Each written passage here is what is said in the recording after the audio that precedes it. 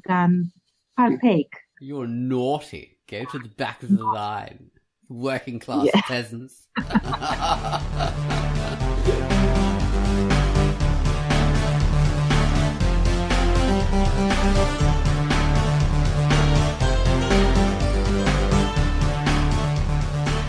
Hello, welcome to Quackcast number 370, I think it was. Yes, 370. We've been doing this for ages. Oh my god.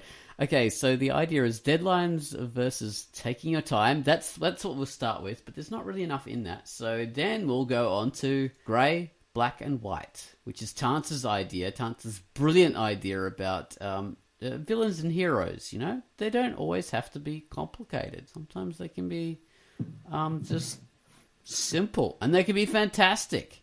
So before we get into that, I'll mention the featured comic. Quai gave us the featured comic. Quai's featured comic was Alienated. Take it away, Quai. Hello, this is Quai Degaxe, and the feature I've selected for this week is Alienated by Road Runt, and it is rated T for teen. Two adorable raccoons, not to be confused with squirrels, were wandering through the forest one day when they stumble across a wolf-like creature named Hannah that is also accustomed to kibble. Okay, so maybe it's a domestic dog. The three animals set out on an adventure trying to return Hannah to her original home. The art is drawn digitally, colored in grayscale, and features many woodland creatures. Take a long winding journey with this pair of raccoons, and a wolf-like creature, and read Alienated by Road Runt, rated T. And that was Quai's featured comic. Thanks for that, Quai. Alright, after that we have the featured music by Gum Wallace. It is Empress Mother Earth's Handmaiden. It's a dark, intense, and foreboding intro that leads you deep into a beautiful rose-coloured cave of glowing wonder and joy. We finish up with a lovely lilt on a harp. So, take it away, Gum Wallace with Empress Mother Earth's Handmaid. Comic by NRG, rated E.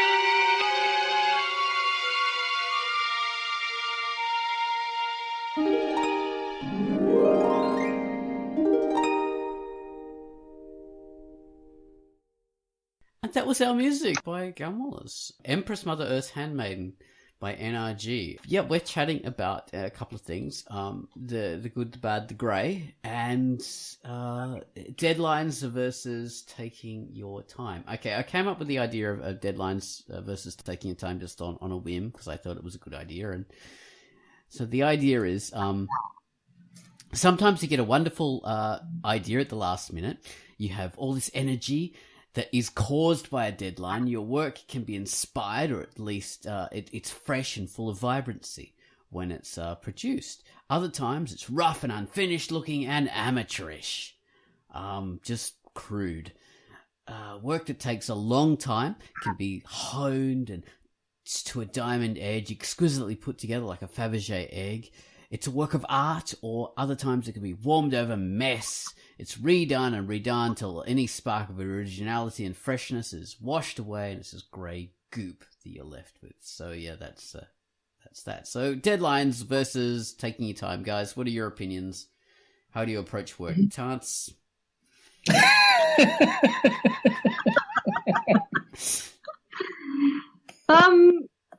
I like deadlines. So critical this time. Because it's so quickly. It's like, okay, Tans, go. Hitting the points. Go. Boom, boom, boom. You have a deadline, Tance. 5 seconds. I like deadlines. Stop. They make me produce work. Stop. Thank you.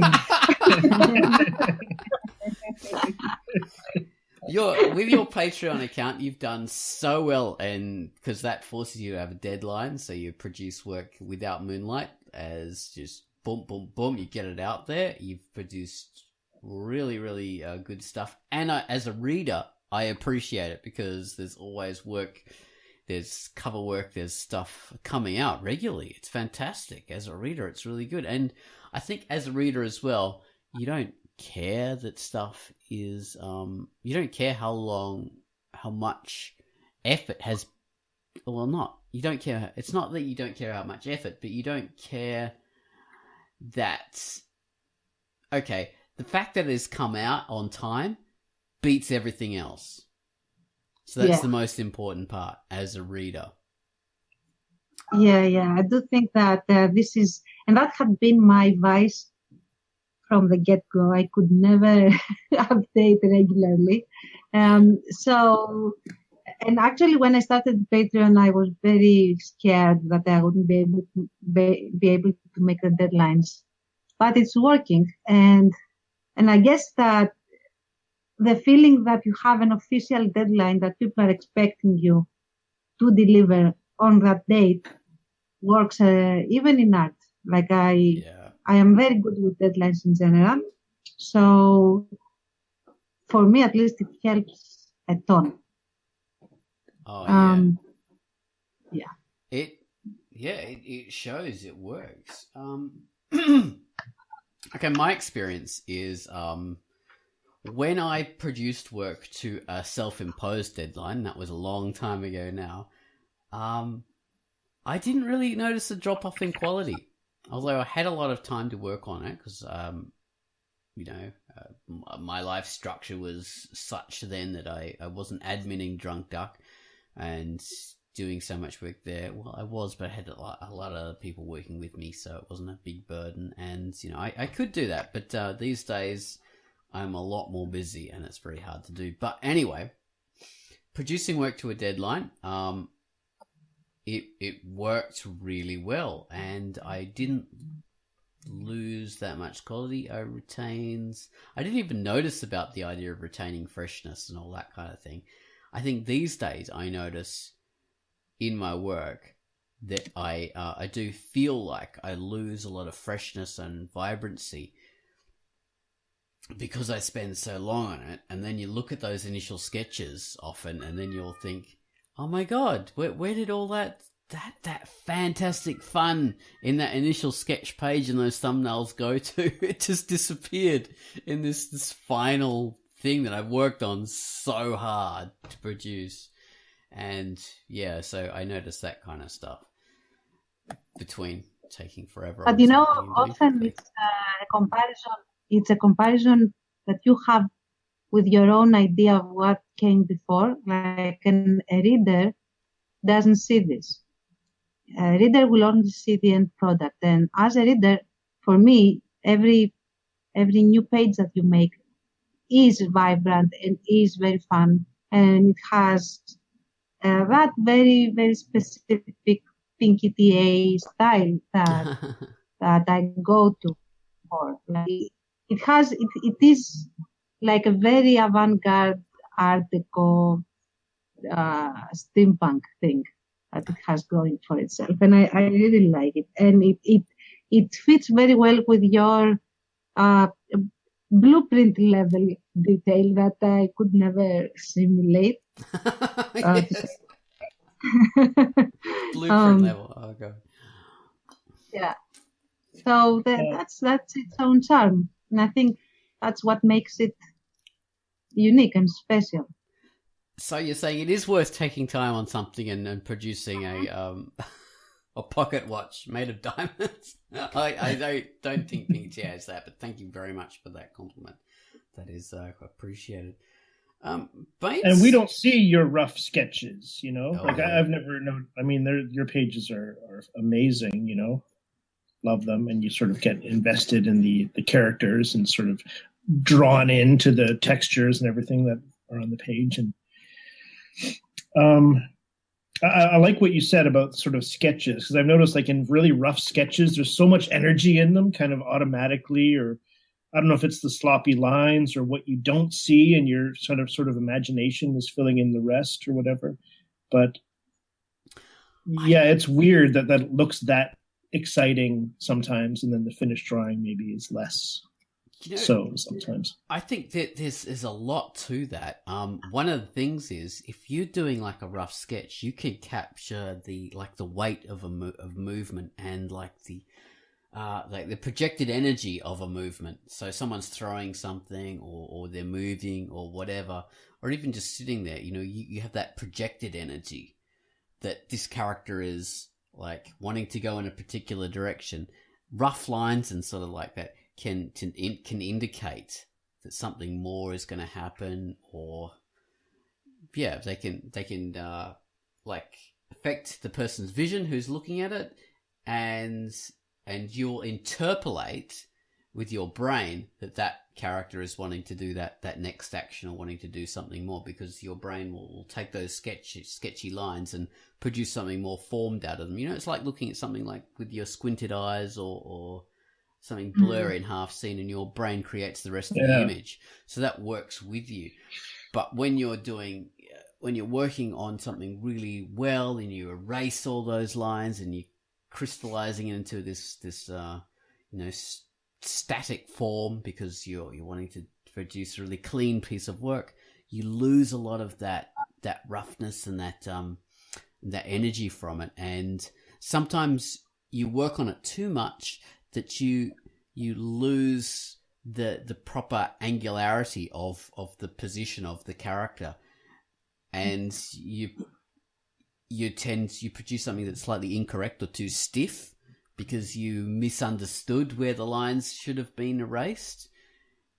And now you're focusing on the details more than the kind of overall. Exactly, that's precisely it, Baines. Yeah, that is it. You focus too much on the details. You think, oh, this jacket needs this little crease up here and that crease up there. And when you're doing that, you lose the whole line of where the arm should be, or how the pose should look. So, there's a good scientific reason for why working on something too much can ruin it. What about you, Pet? You have a lot of great energy in your work often, like Putrid Meat, The Epic of Blitzov. There's a lot of great sketchiness in your work often, and that's retained. Yeah. Hold on. I got chocolate all over my fucking bed. Oh. Anyway, that's part of my process. Just being utter fucking slob.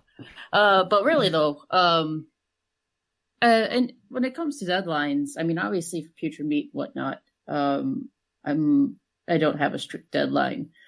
But at the same time, I've always tried to make sure that I produce a page within a week to 2 weeks. Granted, that doesn't always happen, but I feel that, I mean, I don't know what else I'm going to say about that we haven't already, like that when I make sure and produce pages, it keeps an energy in the story going. So not only in the artwork does it kind of push you just to sit down and just fucking do it, but story-wise too, it makes you progress. And if you continue with your idea, like basically when I have my stories and I start to put them down on paper, I'll kind of do it in spurts. Like, okay, I have a scene that I want to do, And once I have that scene, the narrative of that scene figured out,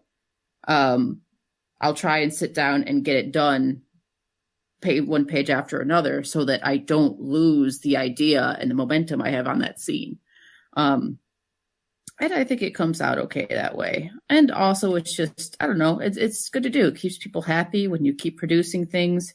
You know, I mean, on the other hand, of course, I think it's good to take time and be happy with something that you're creating and try to find that kernel, that perspective that helps you tell your story, how you want to tell it. But at the same time, like we had talked about before, if you spend too much time trying to perfect it and really crank those nuts, it could backfire and really actually drain you and exhaust you for the scenes that are coming. And the other part of that too is, and this is more of a subjective thing that I'm about to say, but I tend to really like art when it's got little impurities in it, little things that you can see, the little things that can't be so easily controlled in the art, you know, and these little things, these little details that come out like that. It's hard to explain, but I like it when, I mean, there's a difference between being rushed and just putting your shit out there. And there's a difference between balancing your time and balancing your effort and producing something that's good. It's really like, even if you're somebody who doesn't adhere to deadlines, as in a boss breathing down your neck, or even, you know, patrons who are waiting on you, it's still just good to balance those things yourself and be honest with yourself. You know, if you are taking a lot of time, why are you taking a lot of time? Okay. Yeah, you gotta work out what's holding you up. What's the damn hold up here? You gotta be the that Jimmy Jameson or whatever that character is in Spider-Man, and tear yourself off. I need those photographs. No. Bash the old things. Yeah. That's a good point. Yeah. I was one of the things that drove me actually to think about this subject was in terms of writing. When you're writing something like an essay or a project, you know, you guys are still learning, I suppose, but like when I was in university, you know, there was that thing, you'd always leave it to the last minute, no matter what, and that inspiration would strike and you produce something that you thought was inspired or whatever. But these days when I write, that I find that, you know, it's often better if I write with enough time to produce something good rather than leave it to the last minute. In that, because I know the structure now, I know how things should be written, so I know they should be like a beginning, a middle, and an end, and, you know, you should like introduce a bunch of points, and you should explore those points, and then come up with a conclusion that ties everything together. And if you leave yourself enough time to fully explore this stuff, you can produce something good. And, you know, the perhaps when I was in university and I was doing those things at the last minute and I thought I was so inspired, you know, I wasn't really inspired at all. I was just desperate to finish it, and I thought I was inspired. Because it's a way of justifying to myself that the finished work must be good. Yeah. I remember that there are a lot of cliches about how you should approach art, to the point that you might be trying to force yourself into someone else's mold.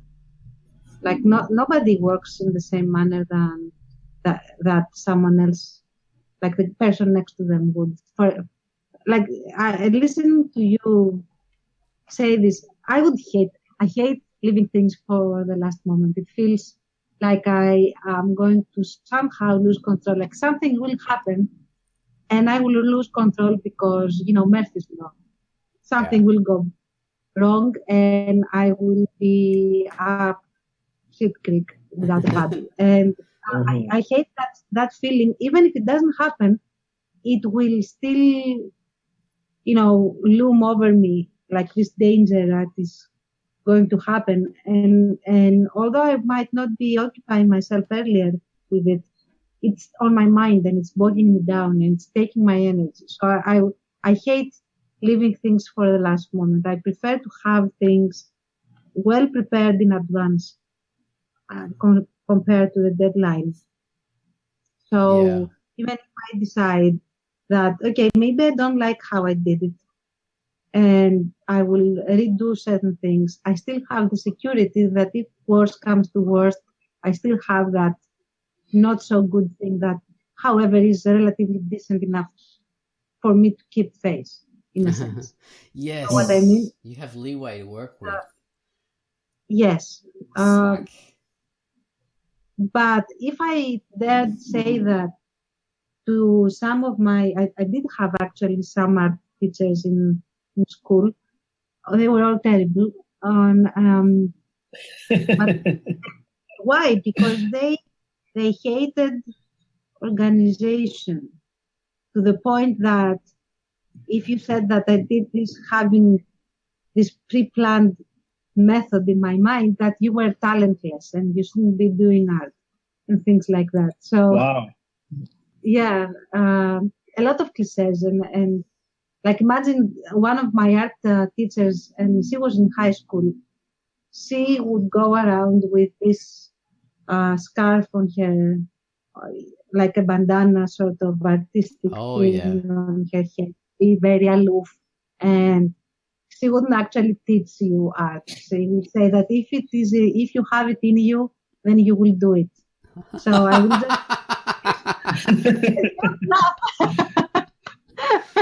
and you're sitting there going, "Wait a minute, you're getting paid for this?" Yeah. So I'm only here to give you the end product, and then you will just get there if you have the time. Right. And that's when I learned that I'm talentless and I couldn't draw anything. But yeah, so like what I said, if what you do ends up with you having art in your hands that you created, then it works, and just do what will get you there. It will get you to have an end product, and don't listen to people.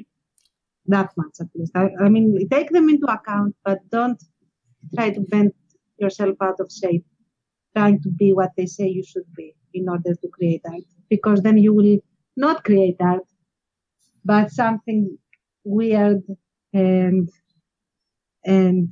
totally out of energy for sure. Yeah. So yeah, that's an interesting perspective. Yeah. So don't worry too much over your stuff that it isn't up to some artificial standard. It just as long as it produces the effect that you need, which is telling a story, then that's it. Well, I mean, that and sort of idea of not planning and not being organized and not thinking of structures and everything definitely doesn't work when it comes to when it comes to telling comics. stories. Yeah, comics, like you have to have that in mind. Like that's a lot of where my kind of care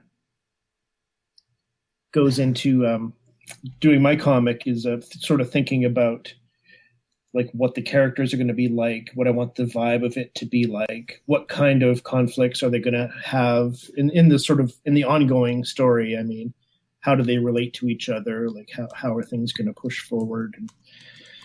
And also jokes that I think of ahead of time. I said on the previous, like before the recording, I guess sort of the stuff I've thought of ahead of time and had in my head or in my notebook for months or a year or more is the stuff that makes the best impression. Yeah. Even though I sort of, when I put pages together, a lot of it is kind of in the moment.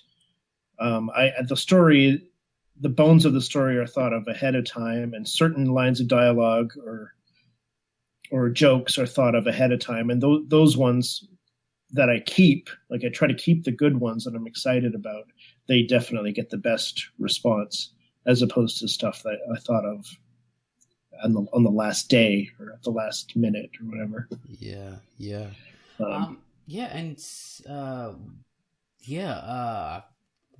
Same. Yeah, stuff that I work on and write really well and, you know, think about and plan out.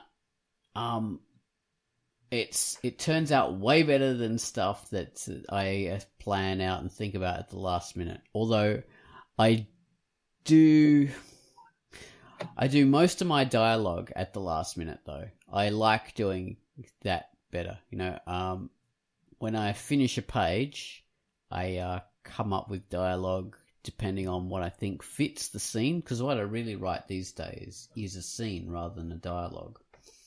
And I'll come up with dialogue in order to further what's happening on screen. And yeah, that has a bit more energy, a bit more immediacy to it. So even though my drawing takes forever, at least I have some aspect that's like it's more rough and ready. So I'm the same. Most of the text comes while I'm putting the page together. Yeah. And like I might redraw things 2 or 3 times. Those tend to come out well because I don't know. I seem to be able to think about it better when I'm actually looking at even stick figures. If I'm at least looking at sloppy like stick figures, I can sort of process better like who's all in the room, like which characters are there and where they are. And then like certain things do click, like, oh, well, this character's there too. Like they should be reacting to what's going on. You know, like it's harder to write a comic script.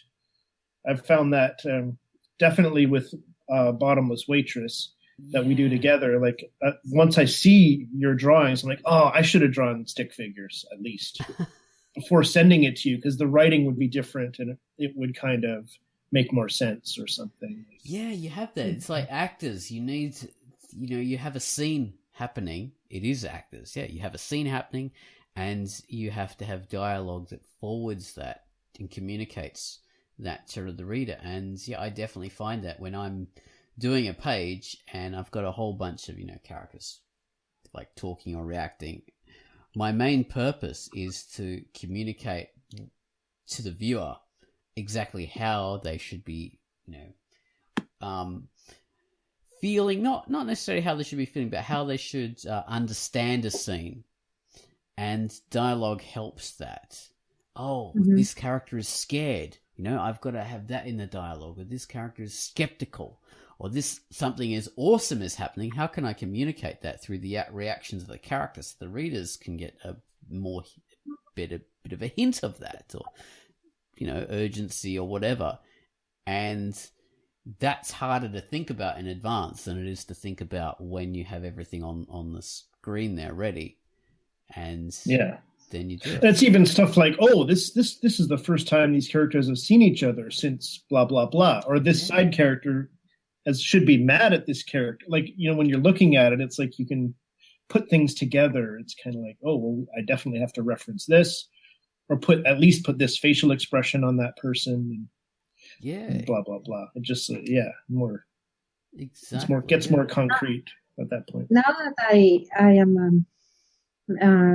I have moved into the more, let's say, sensitive, quote unquote, part of the story in Without Moonlight, because you have communes and you have royalists and you have Democrats and you have everyone else that is, sick and tired of them and everything. And they need to basically all be forced to work together as they didn't in that particular historical moment. I found, like, I did script the scenes, but it was the first time that dialogue didn't help me visualize the scene as well. So what I did was, okay, I have 3 bullet points about what the scene has to convey. Like, I absolutely need to get these things across for the story to move on. But then I threw away the rest of the dialogue that I had scripted. Yeah. And that started drawing these guys being in the room.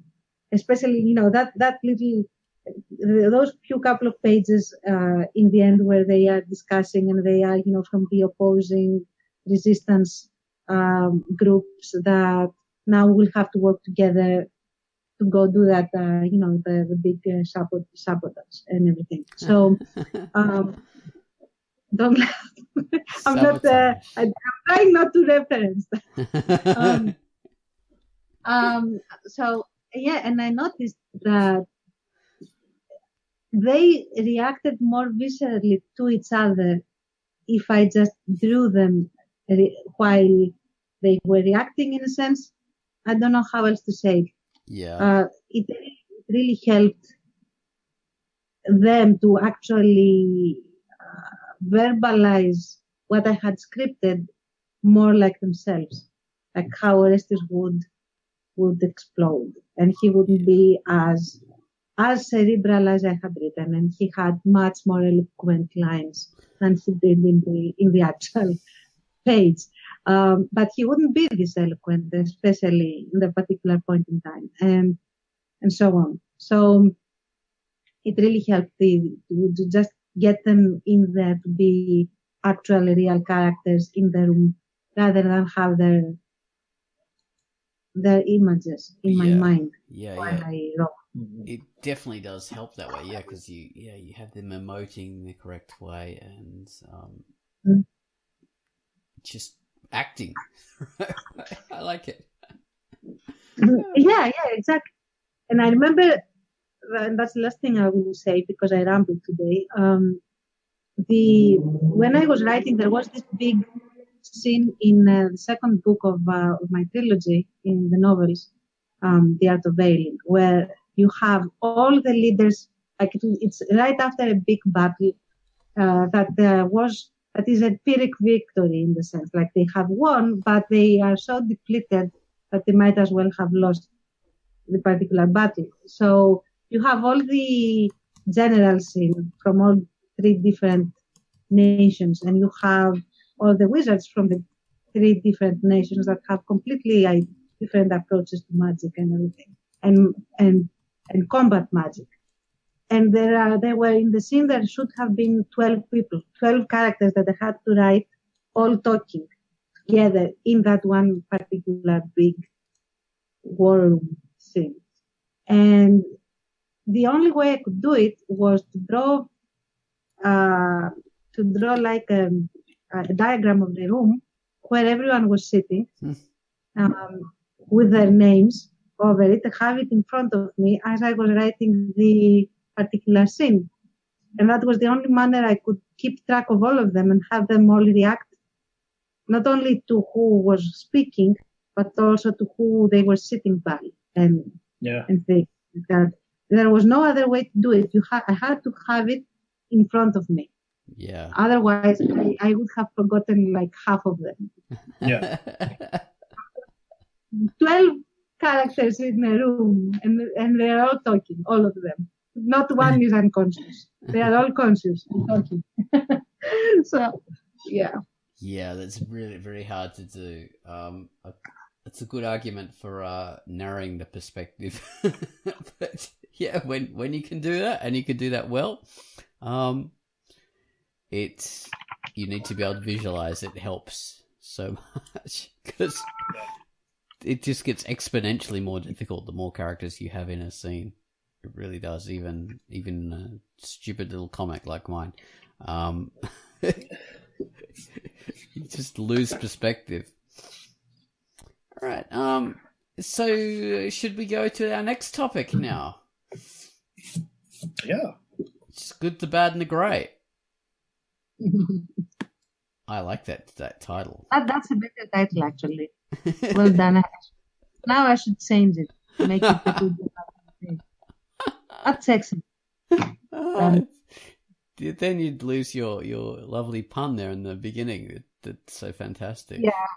Well, but I knew that the only one that would get it and react to it was you. So that is done. Mission accomplished. So. Oh, jeez. Well, so your idea here is that Okay, you got good guys, bad guys, and a lot of what we'll do often is we'll tarnish our heroes in order to make them interesting, and we'll with our bad guys we'll give them some kind of reason for being bad in order to make them some redeeming qualities. exactly Not all bad. They like kittens or something. Yeah, they give their mum great birthday presents, and Yes. or they have a family and that kind of thing. Oh my god, the hero, the bad guy's not all. Oh, this must be a complex piece of work because they've actually made it more nuanced. But that's not necessarily needed. I mean, as you're saying, bad guys can be totally bad, and good guys can be totally good old-fashioned heroes. You know, the old heroes from the 1950s movies or 1930s or whatever, and it can still work. So I like your argument. It's in the source. Could you expand on that for us? Yeah. Well, you did an excellent introduction, like you said most of it. But yeah, the idea is the premise that I want to put forward is that, yeah, definitely you can have very complex 3D characters that fall more towards the villainous or heroic spectrum while not being absolutely villains or absolutely heroes, of course. And it's very nice and very legit and nothing wrong with that. But if you don't need to do that in order to have interesting characters. Yeah, you can have a character that is inherently bad, no redeeming qualities, and still is very entertaining and very engaging as a character. And of course, the same goes with a hero. They can be inherently good and not have any record of being, a villain or whatever, and still be very engaging and very entertaining as characters. And I think that the secret to doing that is to give them enough of a personality that when they have hurdles that they need to overcome, they, first of all, it won't be a given that they will overcome the hurdle. So you don't have, the Mary Sue type either on the villainous or the heroic side. So yeah, he's the hero, so he's going to prevail in the end, and he will do it looking like the poster child for, I don't know, shiny armor and shampoo perfect hair and stuff like that. But so you are not really interested. You are basically bored because you don't need to worry about this person. You don't need to care about how they are going to do this thing because you know that they're going to do it in the least interesting way possible because they don't have any risk of failure. Same for the villains. Make them not perfect enough or not omniscient or omnipotent enough to always win or to always look like they're winning, and some deus ex machina in the case of a villain stops them from winning, but it's not really the hero that does it, which happens a lot, by the way, with Harry Potter. If you break down the scenes, you get a villain that is basically an idiot but wins because the heroes are all stupid as well. And then he loses because circumstantial situations make him lose. But anyway, and actually that's how I got disengaged from a whole series of Harry Potter. I used to be a big fan. So if you have a villain that is villainous and has always been villainous, and that can be true to reality as well, because if you have a psychopath, usually psychopaths manifest as such at a very young age, and there are very specific signs that this kid isn't all right upstairs. And there are some things wrong, and they will stay wrong. possibly because nobody noticed. So if you have a guy like this, you can have him be very intelligent. You can have him be very sinister. You can have him be very funny and have a nice sense of humor and be absolutely terrifyingly evil without any redeeming quality whatsoever. And this character will be engaging to an audience and will be interesting to an audience. They don't need to like him. They just need to be entertained by him or her. Yeah, like in, what is it, American Psycho or whatever that movie is. Mm-hmm.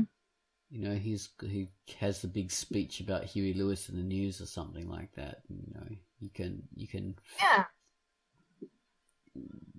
sort of feel engaged with the character because of that and that humorous aspect shown, but you don't have to actually like the character because of that. Exactly. Or for example, there are some, I can't think of any right now, but there was this okay. For example, take Interview with a Vampire, which is very much considered, young adult, fluffy little piece of thing. But the villain in there, Lestat, I think his name is a villain, and he has always been a villain, and his motivations were always manipulative and villainous, and he never changes. He doesn't have a hero's journey, and he remains the same villainous blip that he has always been, and that's perfectly fine because he is so charmingly bastard. Like he's a dastardly bastard, and you know that he is bad news, and you know that he will end up eating everybody because he's a vampire and everything, or that he will get everyone else killed and eat the rest. But still, it's his personality that is built around his villainy that is the engaging part. Yeah. Doesn't need any redeeming quality. Actually, if you gave him a redeeming quality, you would make him less of a villain, and that would lower the interest. Yeah. And I will add one more thing in my ramble. The latest movie, Maleficent, tried to make Maleficent into not a villain, and that was terrible. It was terrible. I don't know if you have watched the movie. No. It's almost sad. You are sad for the character. Like they make her into this sympathetic, nice, not only sympathetic. She's basically the hero of the film, in the sense of the hero. Not that she's the main character. She is the hero of the film, and the villain is the king. So. It completely makes the character of Maleficent into a shell. The character of Maleficent in the animated version of Sleeping Beauty is an amazing villain. I would like to have her more on screen because she enjoys being villain. She has this personal flair. She's intelligent. She knows what she wants, knows how to get it, and all these things that completely become very blunt and bland in the same time in this new iteration where she becomes this very tortured soul that is basically a good person reacting in a way that isn't even very villainous. I mean, originally she had the guts or the balls, if you like, to say that, okay, she will die on her 16th birthday, and in the latest version, she will sleep, and she will sleep, but she can wake up, and there was no, way out in the original. She will die. Period. That was the intent. No true love's kiss, no nothing. Yeah. So, yeah. Yeah, that is a very good point, actually. Yeah, when you humanize, it. I think the thing is when you go back and you retcon a character like that to humanize them when they already work as a black and white figure, you just mess them up. I mean, Darth Vader is my go-to example. Fantastic archetypal, simple villain in the first series of films. He is redeemed in the end, but he isn't explained. He's just redeemed because he finds his humanity, knowing he like his son or whatever. But they don't like explain why he was bad. There's no reason for him to have been evil. It's just that he just turned to the dark side, whatever. Yeah, and you work that out. Yeah, you work that out in your brain. It doesn't have to be a justification for that. But when they did give a justification in those prequel movies, then he just turns from the greatest villain in sci-fi fantasy into the worst villain ever. Yes. Just who cares about him anymore? Anakin, you dick. Pod racing fellow who cries over his lost love. And the feeling you get is, yeah, you deserve to have lost your love. That's hilarious. I wish you could lose even more of them because your tragedy is my humor. Just cry and scream. It's so funny. And the audience actually becomes a villain. That was a bit a bit of a disappointment in the sense that they do actually give him enough of a setup to make his origin, like his villainous origin story, interesting in the sense that there is such a thing as going too far in your revenge for something that you actually are right to feel vengeful for.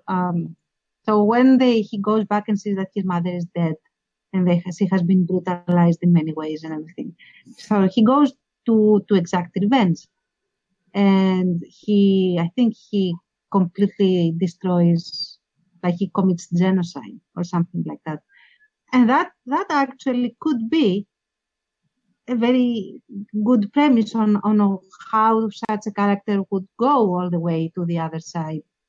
Yeah. But it happens off screen.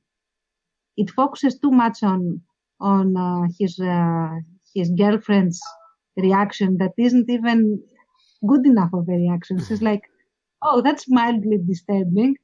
You like it diminishes the reaction of the character that's supposed to have like a big problem with this is very lukewarm. So it diminishes, it takes away from the gravity of what the main character that is going to be a villain did. It doesn't, like they could have done a lot of things with the setup. Yeah. But it just all, I think because they wanted to keep it PG, they just kept all the really grisly stuff off screen and didn't focus on them too much. So that took away from the character's villainy. Just reduced him to this sniffing emo individual that could only glare. The glares were very good though. If you could see only the glares, then that was good. But even turning Darth Vader into a boy and into a young man weakens him, because you don't ever want to think of this big, tall robot demon as having a human face or being a child. That ruins that character. Unless you can find a way to make that child scarier, like, oh my God, like that was little Darth Vader and he was worse in some manners. Exactly. He started out as Chucky or the Damon the Omen child. Then you think, oh my God, they could have done that. That would have been cool.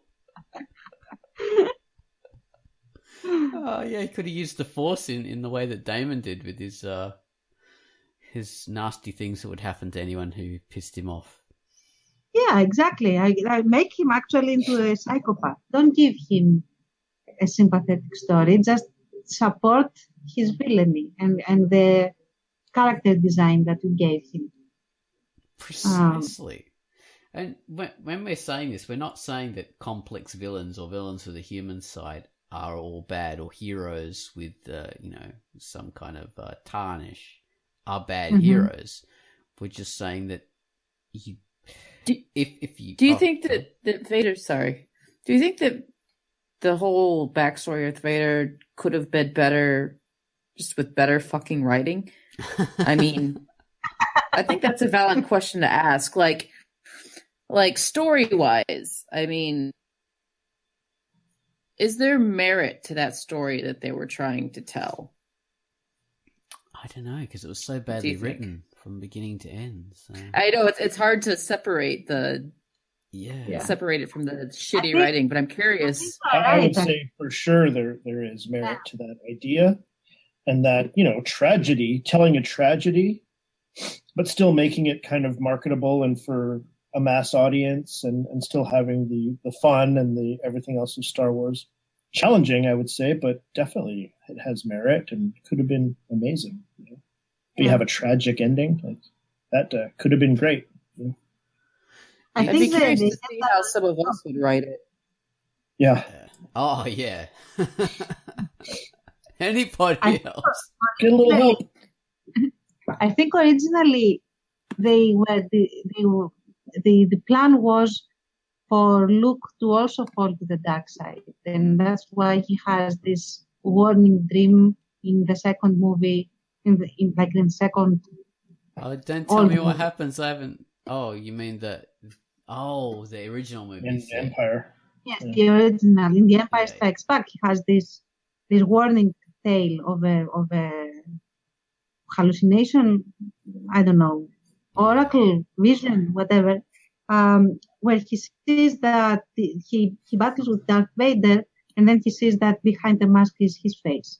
Yeah. So the idea was that was a foreshadowing that he would actually fall to the dark side in the end, like his father did. So there's that. But they didn't do that because it was deemed way too dark and too inappropriate for the wide audience that they were going for, which is also, legit. But I think that Pete Face has it right that if the writing was better in the prequel trilogy, and if they didn't shy away from getting a character, okay, he starts off on the good side, he gets trained, but then he goes way too much on the other side. Like he crosses lines that he shouldn't cross while doing the right thing, like having the right idea, but going way too far and staying into dark territory. That would be far more interesting as a tale. And then get him to be the villain that he was in the originals. You just have him like it. Like he likes going that far. He likes the power that goes with it. Like imagine, all right, so in the original one, it's been a long time since I've seen the first movies. You know what I mean? The whole backstory, first movies. Oh, those. And the ones that came out later. It's so hard to, because I can never remember the names of the actual episodes. The first three ones, I guess you'd say. But what stuck with me was that it was so, like, especially when he does start to turn, it's so fucking melodramatic, and it's just like, oh my god, like, feel all this pain, and it's so terrible, and like, and that was the wrong, and that was the wrong fucking approach. Like, you don't need me to feel like, oh, what a poor boy. Now I understand. What I would want to see, it taken the other way. And Tanya, this is what you were starting to mention with him and starting to like it. Make it in short, fucking just make it fucking cool. Make it cool looking. Get somebody with awesome, like twisted fucking facial expressions. Someone that you want to watch on screen turn into this terrible fucking thing, and that you enjoy watching go down this path, rather than like, oh, it's so sad, it's so tragic, you want people to enjoy watching it, and like, so, and also understand why the hell he fell. Like, there's nothing alluring about the dark side and its seduction. It's all very like emo. I mean, yeah. I mean, there were so many better ways to portray that turning that would have been so fucking cool, man. Like, and it dropped the ball. Yeah, because he's not just turning to the dark side, revenge and anger. He's turning to the cool dark side. He's turning to the guys that have all the good stuff. They have the massive spaceships and the excellent uniforms, and that's what he's turning to. So heavy fucking hardcore industrial music starts playing back up. Exactly. Give some classic Rammstein, Portray it as a victory rather than a tragedy that he turns to the dark side. Yeah, I like that idea, dude. I think we should rewrite this. I think we should make our own version of the turning and just have it fucking cool, man. Because it's so sad that it's the true tragedy in it is that it was an opportunity wasted. Yeah. Very, very well said. Exactly. And it's like the perfect thing would be to explain, to give the audience a tour of why the dark side is alluring and dangerous, and why going beyond what the Jedi said to go, is going to turn you potentially into a monster without you even realizing it, and having this guy be so obviously dark, and he might even consider that he's still light before he gets into the lava pit and everything. But you should make it exciting enough for the audience to like watching the hero become a villain in this case, but also show why he's a villain and why it is fun. And yes, exactly. So, take them on the journey with you, with the character. Yes, exactly. So they want to go over to the dark side as well, and then it would make sense why he would go after his wife as a dark, as a Sith or whatever their name is, because he would feel insulted that Sid doesn't want to get, on his bandwagon. Like, I have this enormous, amazing power, and I'm, going to be the overlord of everything. And how dare you, not join me? And, you bitch. That sort of. Yeah. You betrayed me. Yeah, exactly. Yeah, there are good ways to do that with your villains. Don't humanize them. Make him a Nazi. Make him a Nazi going into the Nazi party to be awesome. That's how they should have gone. Make him Hans Landa. Make him somebody that we want to see. Exactly. And make him scary. Like, he's not scary, as you said those in the first three movies. He's pathetic, and you cannot convince easily people that a pathetic, weak individual, would grow into Darth Vader and be scared. Like, I could buy that he grew into this other guy that is in the current trilogy. What's his name? The guy that is Han Solo's son, and he is also Kylo Ren. Yeah. Yes, that guy. I could buy that he grew into Kylo Ren. That I could buy. Yeah. Because he has this element of being pathetic and self-lamenting and everything. A wannabe character. Yeah. Exactly. Yeah. And that's what he's meant to be. Yeah. That would work if they had done it that way. Yeah. It's so unfortunate. And as you say, have him be a Nazi. And that's precisely what he is. Darth Vader is the ultimate Nazi. Yeah, they're based on that. I mean, that's why that's why they're called stormtroopers. That's why they have those uniforms. They're based on that. So and not just like the way I see it too, and is like not just a Nazi, but like when he's changing, I want to see him be brutal. Like before that because when we see him in the later movies, he's got that essence, that very formal evil, that very in control evil. But like before he does that, like I want to see him just be a savage motherfucker before he finds that, just like tearing the hearts out of fucking babies and puppies and shit, and like, you know what I mean? And then after that, he would find his I have to be controlled evil. I have to be Space Hitler, Space Hitler. Yeah, he control himself more. He's older. Yeah. Authoritative. I want to see him go fucking crazy. And I want to see him love going crazy. I want to see him get into it, just like, let's do this. I think, the original trilogy from the way back in the day suggested that. I think that it's sort of the dark side is not stronger, but it's easier and it's quicker and it's like it's gratifying. It's like self-gratifying. Yeah. It's like self-aggrandizing. It feels really good. Yeah, it's a shortcut. It's kind of what you're talking about. Yeah, it's a shortcut. Yeah. Anger, you fall into your lust for anger. You let it control you, consume you. And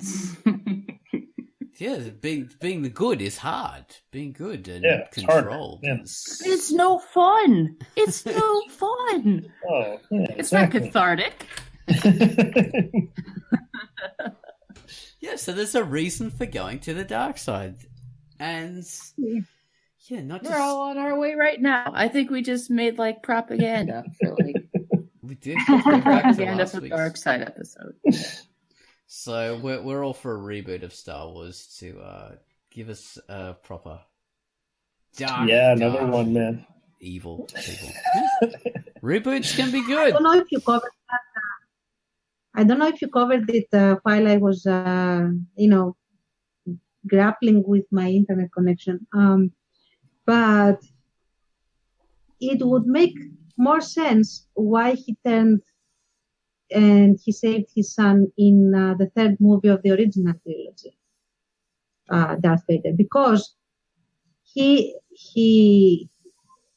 engaged and repented, quote unquote, only when it was about his own family, which is very self-serving. Yeah, in a lot of ways. Sure, Like it's not necessary that he recanted on everything else. He just didn't want the emperor to kill his son. And that would make sense because he consistently was all about family and he got revenge about, his mom and he wanted to protect his wife and blah, blah, blah, all these things. That would make sense. And he would still be like, there would be a question mark on, okay, he did that and that was awesome and good. But we don't really know if he really isn't still a Sith. Yeah. Because it's the same motivation guiding him, whatever he did. He's redeemed, but for the same reason he turned bad in the first place. Because exactly family, it beats all. The power of family. It's like a two kiss, but the other one. Oh, jeez. I think that would fit in well with what we were talking about. I mean, fuck you, fuck humanity and fuck everybody else. And I got this one little thing that I still kind of care about. And yeah, it fits. Yeah, that's exactly. That's a good way to write a villain, and it's understandable. So that's your and okay.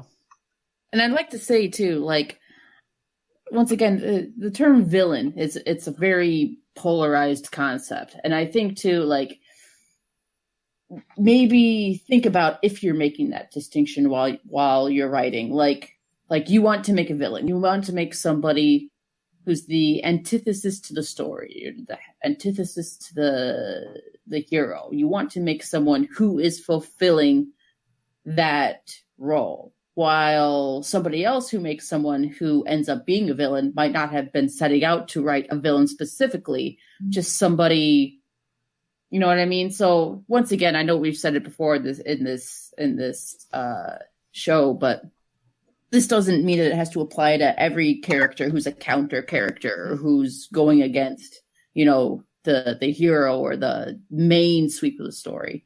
Mm-hmm. But if you are making someone who is supposed to be a fucking villain, like he's your Lex Luthor to your Superman, like, then make him the fucking villain. Don't just stick your dick halfway in. Oh God! Make him a fucking villain. Yeah, been in Ireland too long. Sorry. That's a good idea. Yeah, just go for it. Go for it. And allow your villain to enjoy being a villain, because it's a life's choice. Yeah. They have chosen it. They probably wouldn't choose it if they didn't like it. Yeah. He's your hand of chaos. He's your hand of this thing that you're making. Make him fucking cool. I want to enjoy watching him. Because you have to remember what you're doing. I mean, unless you're doing a true story where you have to be sympathetic and you have to, be more nuanced. You're writing fiction most likely, and in fiction, you don't have to humanize every single character. You don't have to give them complex motivations. And even if in true stories, like if you write about Manson family, just imagine like if you write about the Manson family or Ted Bundy, or they are people that are on the very far edge of the spectrum. They are there for a reason. They are not there for, fluffy little emotions and pink hearts and rainbows. They are there because they have made very specific choices and they enjoy doing them. And that's very, very, the enjoyment level, or not level, angle, I think is very important. The villain enjoys it. I think that's good. Yes, yep. The one that doesn't enjoy it is there by mistake, one way or the other. So they probably are not going to stay there for long. So that's Yes. So basically, you don't have to give a justification for things. I mean, a psychopath does not need any justification for what they're doing. That's stupid. Ice cream! Go, you must, go! Away, pit face. Yeah, you don't need a justification. She actually went. She should. It's ice cream. Jesus Christ, you have to go. It's the call. She's answered it. Exactly. Oh my God, now I want ice cream. And it's kind of a way. Ice cream for all of us. Okay, well, I think we've covered everything. We can finish the Quackcast and all have ice cream. Yay! Ice cream for all! That's the moral of the story. Well, thank you guys for being part of Quackcast 370. We covered a couple of cool things. Cool topic. Yeah, topics. Topics. Like our topping on our ice cream. All right. Hopefully this one will be okay when I press stop. Okay, thanks, guys. Thank you.